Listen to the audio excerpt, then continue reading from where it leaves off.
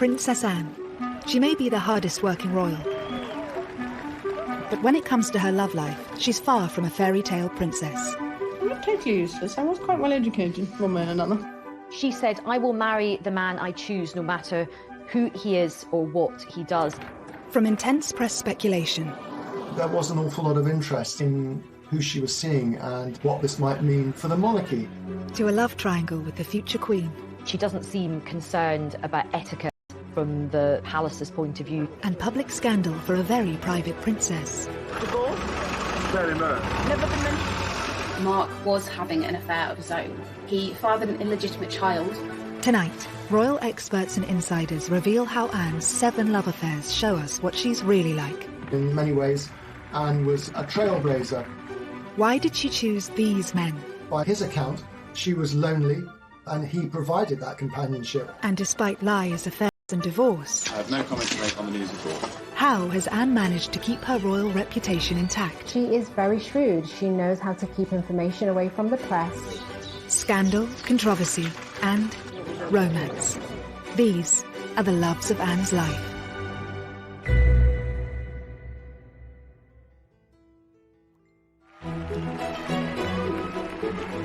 Sir Timothy Laurence is the man we're used to seeing by Princess Anne's side. Out of all the royals, Princess Anne does seem probably one of the happiest, happily married, very settled, no drama, no impropriety.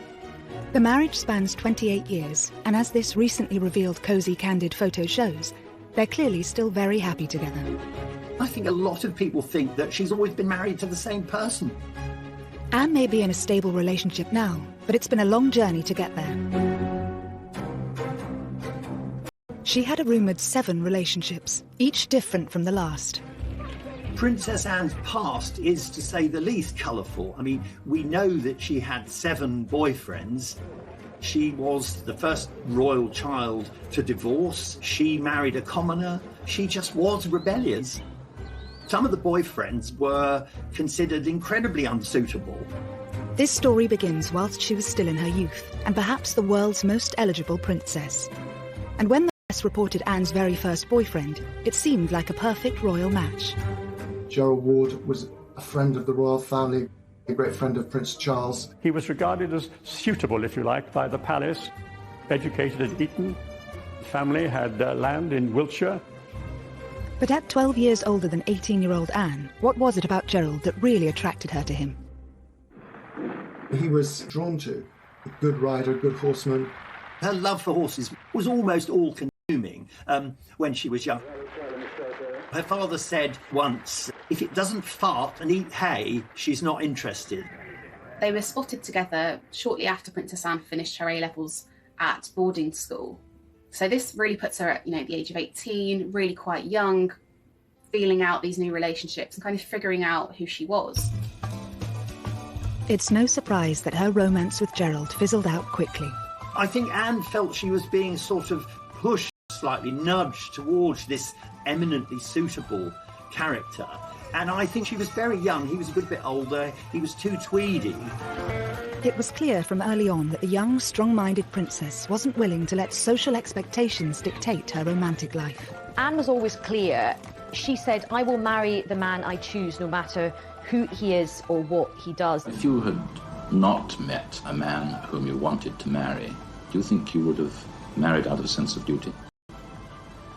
No way. She'd led quite a sheltered life, and she needed to explore. She wanted to enjoy life. The romance was over quickly, but their connection didn't end there. Gerald marked the start of an unusual pattern Anne had with most of her ex-partners. Although their relationship did not last, she remained on very good terms with him, as did the rest of the family. Gerald actually ended up being one of Prince Harry's godparents.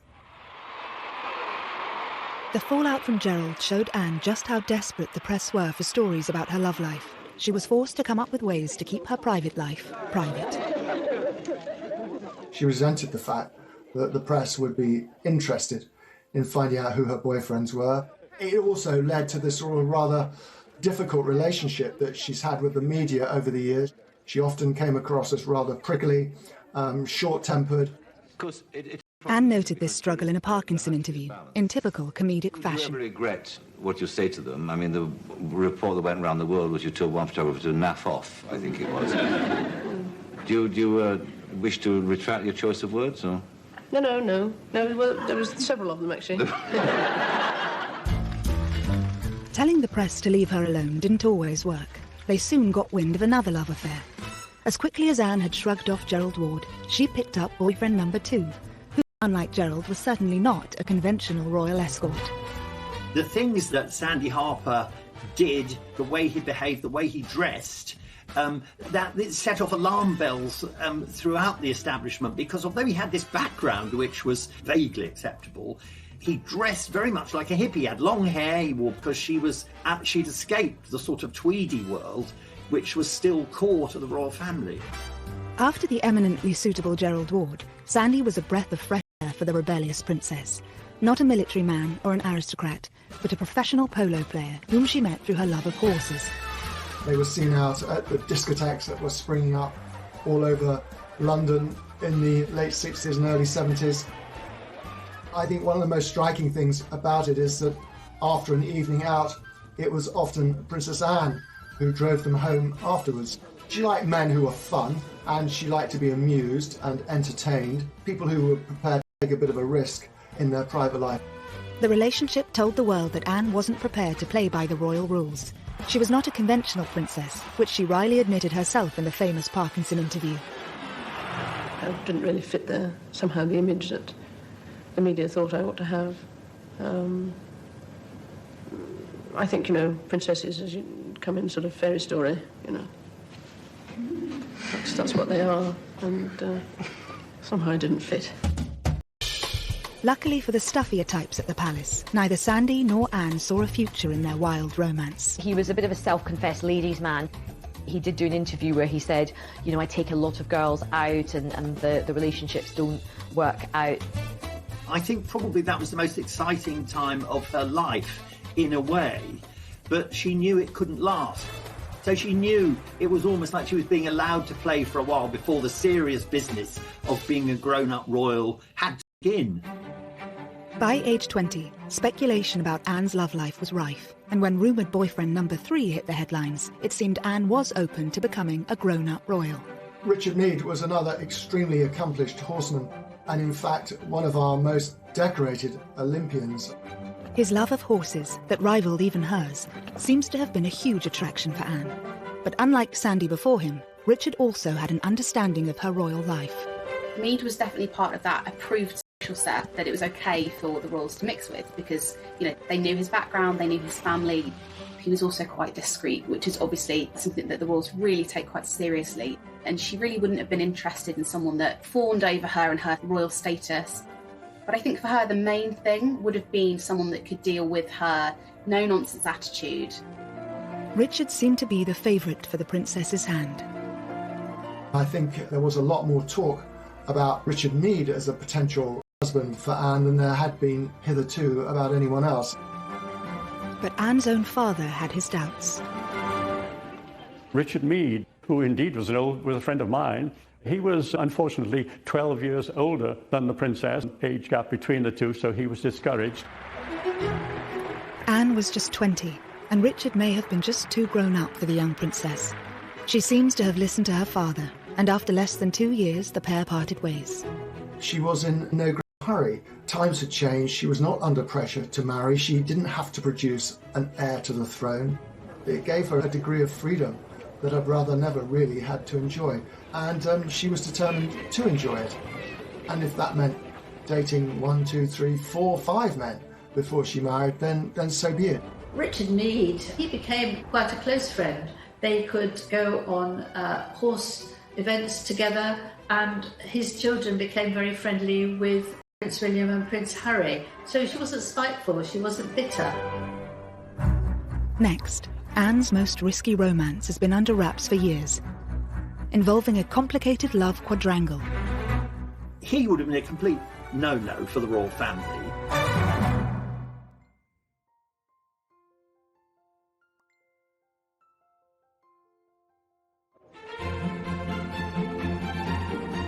The story of Anne's most controversial relationship that sent shockwaves through the royal circle remains largely untold.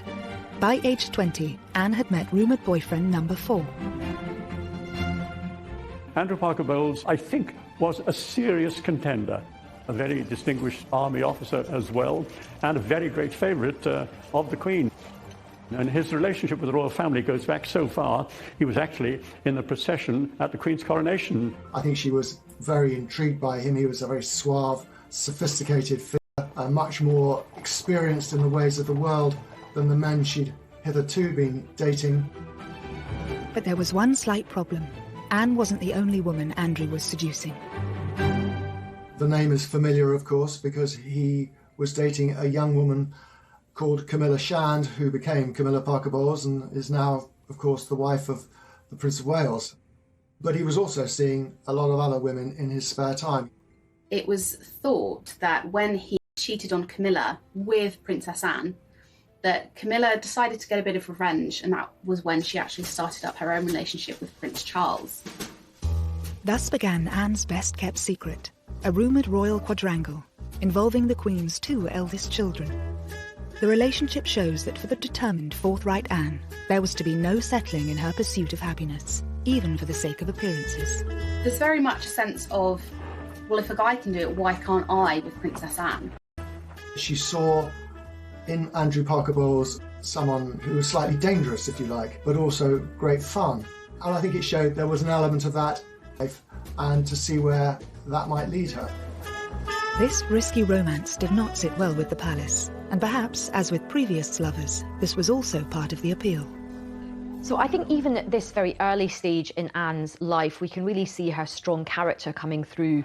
She doesn't seem concerned about etiquette. From the palace's point of view, she's quite interested in men who are a bit different, who have got a little bit of a reputation. He would have been a complete no-no for the royal family. Apart from the promiscuity, the big issue with Andrew Parker Bowles was that he was a Catholic. This is one detail that Anne would have to consider. For the pair to marry, Anne would likely have to withdraw from the line of succession. Princess Anne was never going to try and break that particular rule, but that worked in her favour in a sense, because she wanted to have fun without the pressure to turn that fun into a sort of formal relationship or even marriage. As scandalous as the relationship may have been, once again, the notoriously private princess miraculously kept it under wraps from the public. When she and Charles would go to breakfast, they would voraciously scan the paper for any of the little tidbits that the papers had published about them. They wanted to know what they'd figured out. You know, had that relationship been kept secret? I think this revelation really has come about because of the Netflix show, The Crown. And I think a lot of people were quite shocked. I think a lot of people had to check on Google if this was actually true. How do you know all this? Because I was briefly caught up in it myself. Wait a minute. When? Then, in the past, it doesn't matter. It was all very straightforward. He got what he wanted, which was to make Camilla jealous. I got what I wanted, which was a bit of fun. Fun? Yes, sorry, Mummy, it was. The private conversations can still only be imagined, but the story of this extraordinary relationship was a revelation to most. She really was besotted with Andrew Parker Bowles. I think after a couple of years of Anne really chasing him, she realised that, you know, he was only really going to make her unhappy. The press were getting more interested, and of course the long shadow cast by his Catholicism and his promiscuity. It's understood when Andrew was posted to Germany, it firmly put an end to things. But despite their complicated past, Anne has kept this ex especially close. Andrew is a godfather to Zara. He's remained a firm friend of Princess Anne's for the best part of 50 years. So, no, I don't think there was any ill will on Anne's part towards his marriage for Camilla. After the dangerous liaison with Andrew, Anne once again sought out a quieter, less colourful partner, and again she chose one. He was a member of the Queen's Dragoons. Of course, you know, another dashing cavalryman. It's easy to see what Anne saw in him. Another gold medal winning equestrian, a military man whose father worked for the royals, and no controversial reputation. Maybe she was looking for somebody who just made her feel safe and secure, reassured, a calm relationship where she knew that the gentleman was really interested her, because actually Andrew, having been quite the ladies' man, maybe didn't give her that stability. After the other difficult relationship she'd had, he must have seemed a godsend. They quickly hit it off, and then they were both at the 1972 Olympics. That's where the relationship really blossomed. Mark was different to Anne's previous boyfriends. He was a quiet character. Because we know she's very much like her father, who is quite a controlling character, Mark must have seemed a big improvement on people like Gerald Ward. The relationship would have been the man in the driving seat. With Mark, it was different. He was quite shy. Royal biographer Brian Hoey has first-hand experience having met and interviewed Mark and Anne. The princess took control of the interview, and I've known him ever since, and he's a pretty good guy, and you get him talking privately, and he is very, very articulate, but he's not brilliant if you get him, speaking publicly in television. When you were a teenager, did you have any idea of the sort of girl that you would like to marry? No, no, I didn't. I wasn't very clever with girls, I don't think, when I was a teenager. I definitely was a bit not very good. Not very successful, should I say. After the princess's previous boyfriends, who enjoyed the limelight and matched her strength, Mark seemed happy for Anne to take the lead. His background was very different to her. He was a commoner, he was the son of a sausage maker. He didn't really have the airs and graces of somebody who had grown up around royal circles, that confidence. Anne appeared to welcome this break from her usual aristocratic type.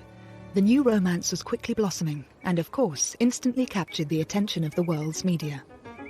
Princess Anne was terrified. I don't think that's putting it too strongly, that her relationship with Mark Phillips would be discovered, would be exposed, would be written about in detail.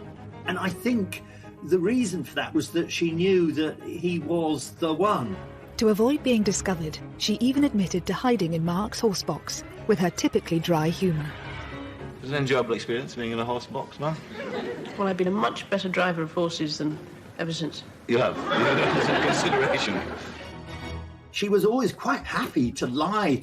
Strain keeping it secret and indeed keeping it away from people like ourselves. I think it has, yes, it became rather a strain in the end. But the press finally got their story. The long months of rumour, speculation and denial were over. The Easter engagement was now public knowledge. Mark Phillips was the man who had finally tied down the Queen's only daughter. The royal family were thrilled at the engagement, so much so that the Queen Mother said that they were the perfect couple. 6 months later, on the 14th of November 1973, Anne became the first of Queen Elizabeth's 4 children to wed.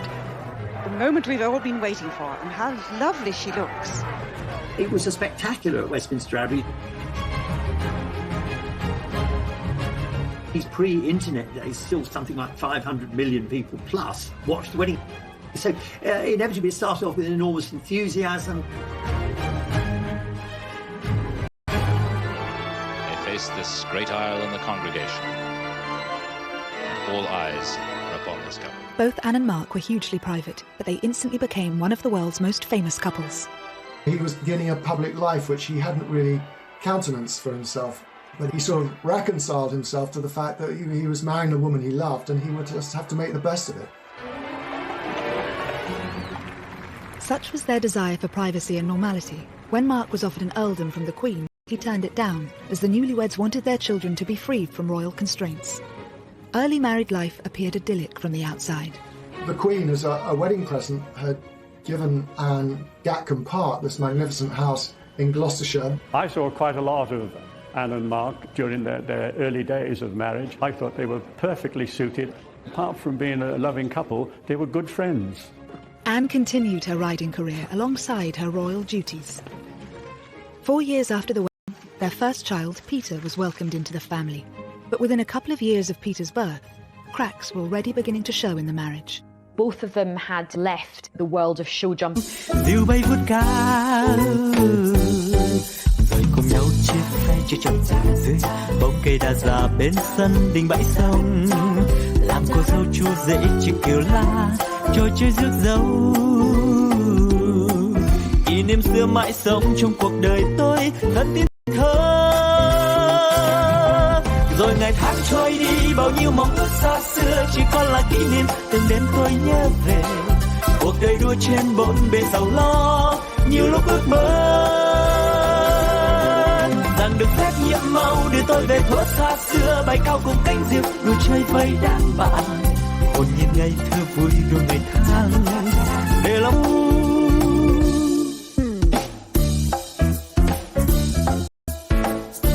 And competing, and he was becoming a farmer and she wanted to devote herself to royal duties. I think they were very much in love, but he was in love with Anne, who was a horsewoman who shared his passion for riding. I don't really think he gave much thought to the other side of Princess Anne, someone who had a full public life as a royal princess, and where that meant he was going to fit in.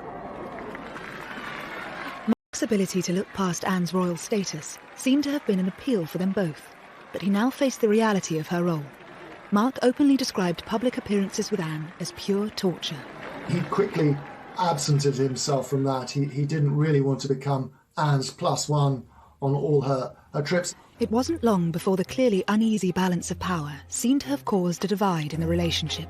Perhaps when they got together they were a better match, and as time went on and Anne grew in confidence and involved, perhaps she just outgrew him. I think after time, Mark wasn't really accepted by the rest of the family. They thought he was rather dull and he could only talk about horses. Rather cruelly, it's said that Prince Charles used to call him foggy, in the sense that he was a bit wet and a bit thick. Soon the strains in the relationship would become impossible to hide. And as they say, one thing led to another. And he said that they began an affair.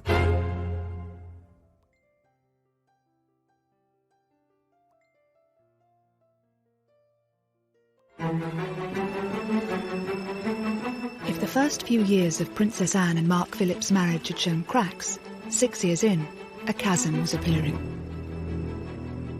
As Mark diverged from his main equestrian career into creating his own business, making horses and jumps, and Anne, of course, was committed to the royal schedule and diary, it seemed very much that they spent a lot of time apart. It was also beginning to be noted that Anne seemed to have grown very close to one of her bodyguards.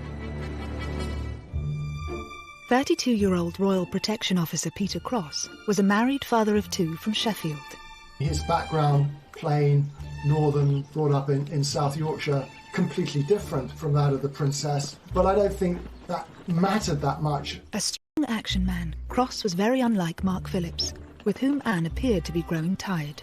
He was amenable, he wasn't a dominating kind of character. And what she was really looking for, she found in Peter Cross, who would have seemed exotic to her with his background. By his account, she was lonely. Phillips was, they say, one thing led to another. And he said that they began an affair. They would chat a lot on the back stairs of Gatcombe House. And Mr. Cross explains it that they were sitting there one day chatting, and he looked into her eyes and she looked into his eyes, and they clasped hands and they kissed. Photographs of Peter Cross and Anne from his time as her protection officer hint at their close relationship. Cross and Princess Anne do seem incredibly comfortable in each other's company, overly familiar for the role they were in. You do get the impression that Anne was enjoying that attention, but also Cross was really quite distracted. He doesn't look like somebody who's there to protect her from a potential threat. He looks lost in the moment. He began to dress rather like the sort of tweedy, horsey people that Anne surrounded herself with. He wore tweed caps, moleskin trousers. He began to look the part, and so the rumour mill began to work. When it was suspected that they were having an affair, Peter Cross got removed from his position and sent away. And there's an interesting scene in The Crown where Anne and her mother have a conversation about it. You can't. Here's the one thing that makes me happy. You have so much to make you happy. Then how come none of it does? Of course, this drama surrounding the romance is imagined, but experts think it still had a big effect on Anne. He was obviously quite important to her at a time when her emotions were quite high. But allegedly, Anne wasn't about to give up on Cross that easily. Summoning him to Gatcombe Park after his dismissal, a day in the country became code for them meeting up. It is said that they still met from time to time, and that Anne had a code word so that people wouldn't know it was her when she was telephoning, and if she would say it was Mrs. Wallace. Was this, we all wondered, a reference to Wallace Simpson, another rather notorious figure linked to past royal misbehaviour? What's quite interesting is that she's quite defiant about this relationship as well. She is a rebel, she isn't going to play by the rules, and even though he's been sent away, she still wants to see him, and she does. Peter Cross maintains he's stayed in touch with Anne for several years, and whilst Anne chose not to comment on these allegations publicly, she and Mark were forced to address questions about the state of their marriage during that revealing interview with Michael Parkinson for Network 10 in 1983. When Parkinson asks about the rumours, you see Princess Anne flinch ever so slightly. That suggests that she was afraid of what's coming. She also instantly averts her gaze, looks downwards, and you do see her eyes in this moment. There have been rumours recently about divorce and happiness. Are they true or untrue? Ill-informed gossip has been going on for years. One thought or another. You can really feel how awkward that was. But how do you react when you read these stories? I mean, what is your feeling?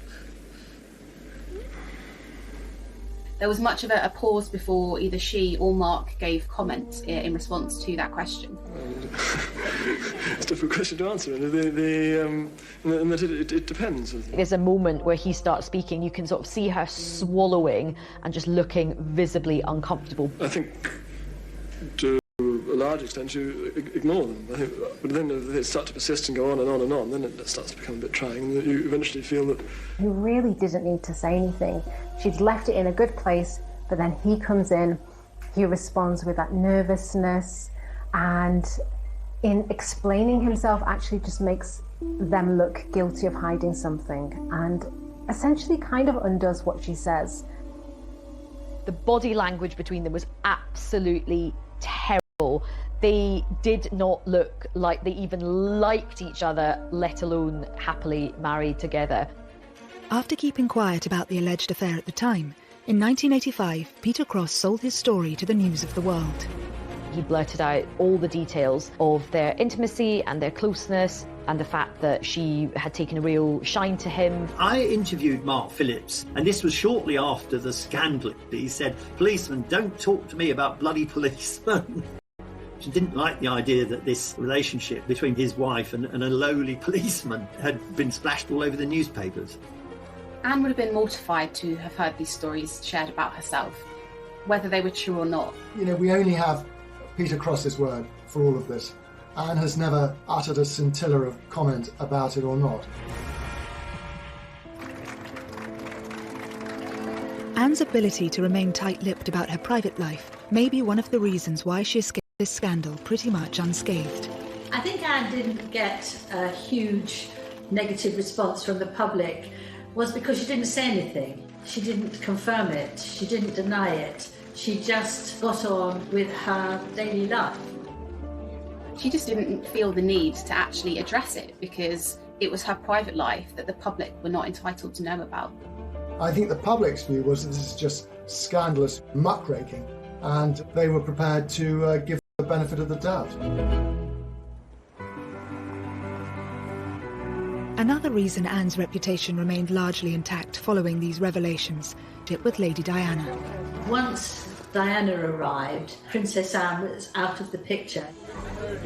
Here was this young, glamorous, shy, extraordinary young woman who we imagined was going to marry the heir to the throne after a very long time.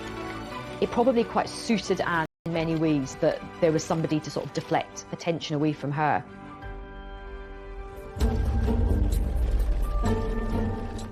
Rumours may have circulated about Anne during her marriage, but husband Mark Phillips was far from the innocent party. Mark was linked to a number of women throughout the course of his marriage. All of these affairs were denied, but nonetheless he was followed around by these rumours for a large part of his marriage. Mark Phillips was leading a fairly, how should I put it, rackety life. He was going off around the world. He had all sorts of opportunities to misbehave. But one liaison which took place in New Zealand in 1984 was to become especially significant. Mark Phillips had an affair with an art teacher called Heather Tonkin in Auckland, and he met her at a riding clinic and took a shine to her, and they had a one-night stand. It is said that Mark Phillips left his boots outside his door to signal to Heather Tonkin which room he was staying in. This fling had serious consequences. Heather had fallen pregnant with Mark Phillips' secret love child. He tried to persuade her to have an abortion, which she wouldn't have, and then he denied that he was the daughter's father. It really was a huge potential scandal that the princess's husband had got this child on the other side of the world. But it would be another 7 years before this news broke. The Daily Express revealed home footage of Heather with their daughter appearing a world away from her royal relatives. First, a 1989 theft exposing another secret would push the marriage even closer to breaking point. Anne was having an affair while still married. He had echoes of the sort of practical action man that she'd found in Peter Cross, and I think that was very appealing.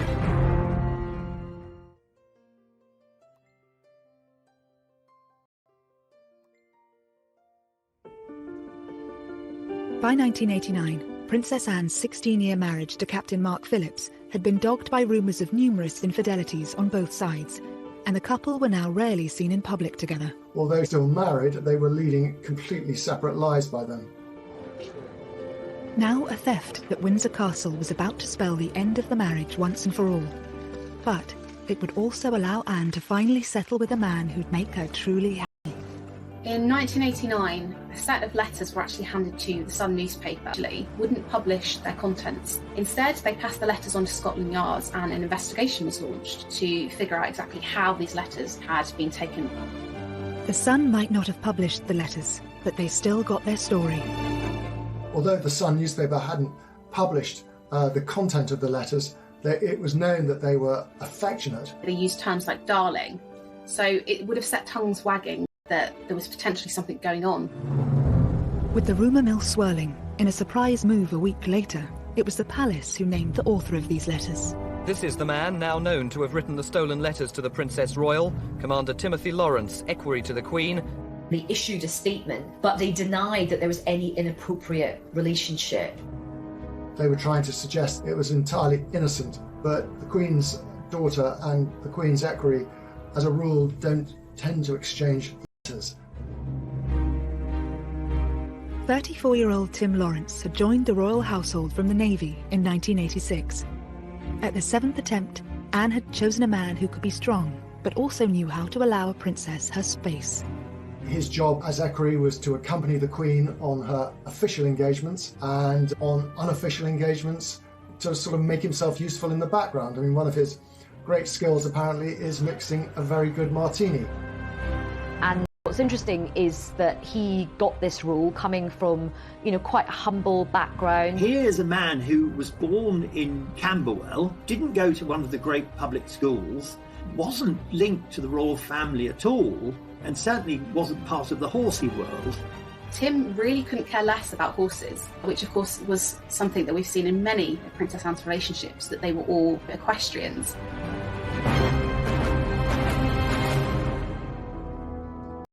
During his time as equerry, Bachelor Tim had become a great favourite of the Queen and Prince Philip.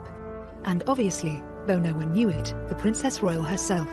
But why had Anne fallen for a royal attendant 5 years her junior? Equerries are chosen as much for their charm and their ability to get on with the royals as they are for any other military disciplines they might have. So in many ways, it kind of came as no surprise that Anne should be attracted to a man like Tim Laurence. He had echoes of the sort of practical action man that she'd found in Peter Cross, and I think that was very appealing. Whilst the palace tried to insist Anne and Tim were nothing more than friends, when news of the letters broke, Tim Laurence's neighbours gave a different story. They could see her come and they could see her go, but they never told the press about it. They just accepted it. And when the press discovered and rushed down there to talk to it, it's been going on for a long time. She's here nearly every weekend. Anne was having an affair whilst wasn't willing to let life pass her by without the support of a loving partner or the joy that comes with having a relationship.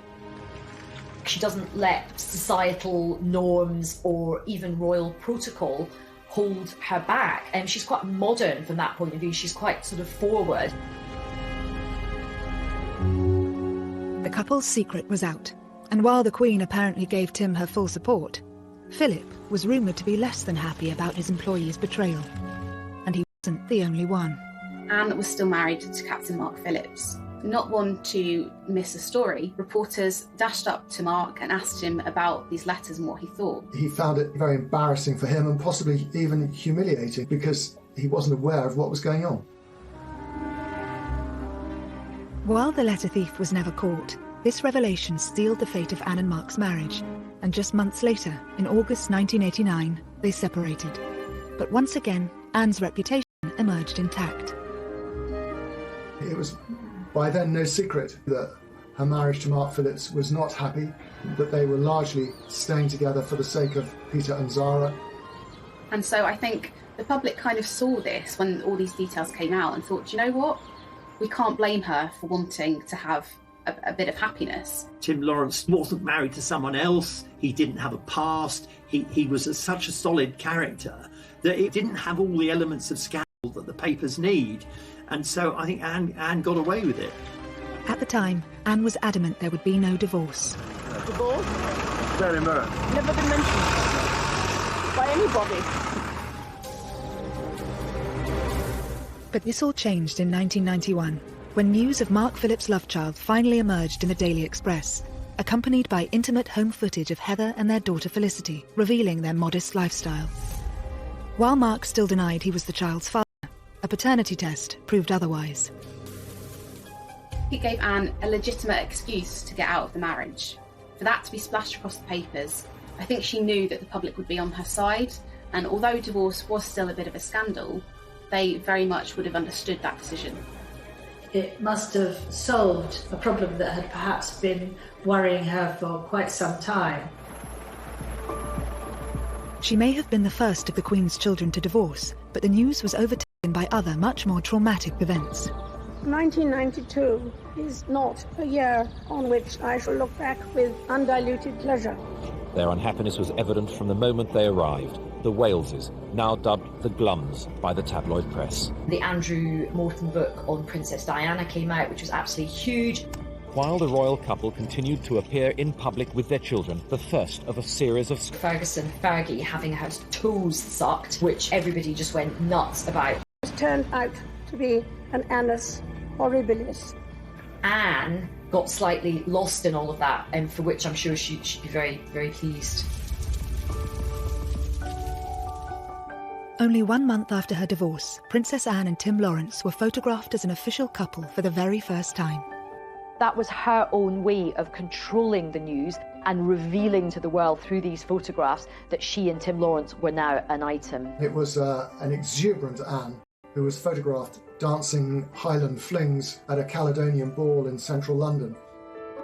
Whilst Mark Phillips had been accused of lacking a backbone and Andrew Parker Bowles too wild, Princess Anne had finally found her Mr. Right in Tim Laurence, the perfect combination to suit her needs. I think he's the sort of man that Princess Anne was looking for, actually. You know, stable, thorough, reliable, honourable, who would let her take the royal position. And he was there, but he didn't seem to be somebody who would be walking way behind, uninvolved and feeling neglected. Tim and Anne were married by the end of the year, and this intimate footage of their wedding, captured by a small film crew, reveals the day was a basic affair, in stark contrast to the pomp and ceremony of her grand nuptials 19 years earlier. It was, on the Princess Royal's insistence, a private family occasion at Crathy Church today, a church just outside Balmoral Castle, and one she's been going to since she was a small child.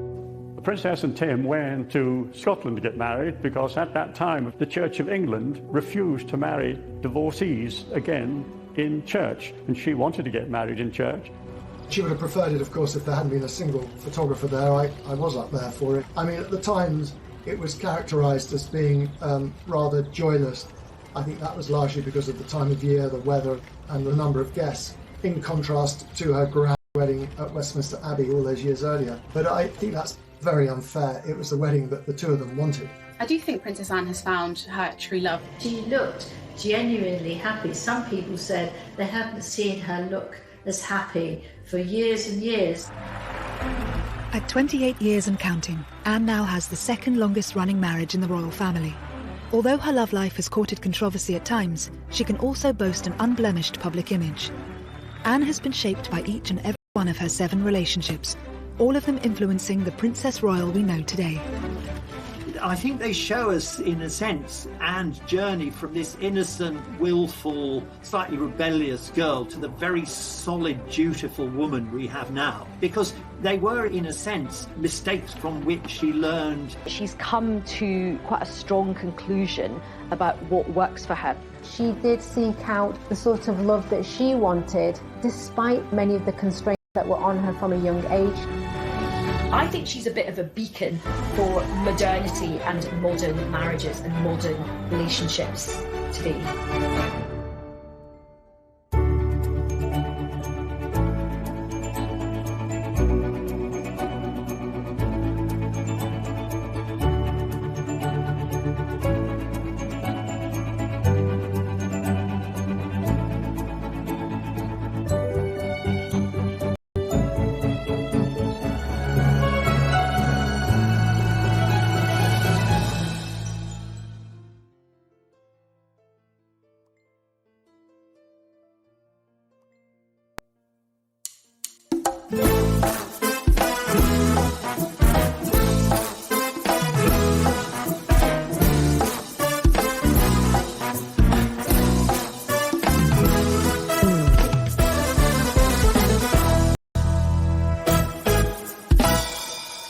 Chuyện ngày xưa tôi thả những cành diều dây lên trên bầu trời phiêu du cùng áng mây, hòa trong gió tiếng sáng vang từ đâu.